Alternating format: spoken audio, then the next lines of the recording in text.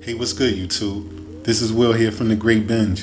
And with the NBA looking to resume play on July 31st, there are still unanswered questions. From the number of the teams involved to the format of the playoffs itself. One thing that doesn't seem to be in question is where? The NBA and the National Basketball Players Association have been in talks with Walt Disney. Games would be held at the ESPN Wide World of Sports complex, which is a 255-acre campus near Orlando. It's part of the Disney complex that is roughly 40 square miles. The site would be used for games, practices, and housing. With nearly 24,000 hotel rooms, there should be plenty of space for teams and players to be with close family members during this isolation period. The league has been working on several return-to-play scenarios for weeks. Commissioner Adam Silver and the NBA Board of Governors recently talked about a plan of resuming play. I think the best scenario would be a play-in tournament between teams 7 through 10 in both conferences, then starting the playoffs with the remaining 16 teams. This solves the problem of players not wanting to jump right into the playoffs and gives teams a chance to fight for a playoff spot and not playing meaningless games. But how could this affect the overall championship picture? Well, you have your favorites, like the Bucks and the two LA teams. The teams that would be considered threats to challenge the favorites, like the Celtics, Raptors, Rockets, and Nuggets. And the dark horse teams that have the ability to pull off an upset, like the Heat, Nets, Mavs, and Thunder.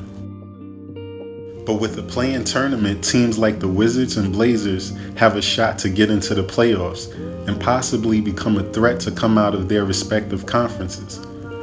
John Wall has recently said he's 110%, and adding a healthy Wall with Beal, Bertans, and Hachimura could see the Wizards upset a favorite.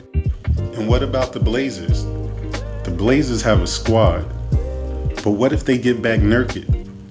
This would provide the Blazers with another threat on the floor. In early March, Nurkic said, "I'm ready to help my team make the playoffs. It's time." But could some other players return from injury to change up the championship picture? Kyrie and Durant returning is a long shot, but it's not impossible. What about teams like the Sixers, who have famously had trouble winning on the road? Now with no fans and no home court advantage either way, does this change who we should perceive as favorites?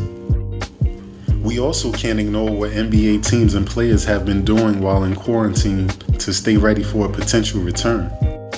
Teams have had their facilities open for voluntary sessions since May 8th. More than half of the league's franchises have taken advantage. And that's great news to hear. I'm just ready to see the NBA again. But that's just my opinion. How do you think Adam Silver should handle the return of the NBA season?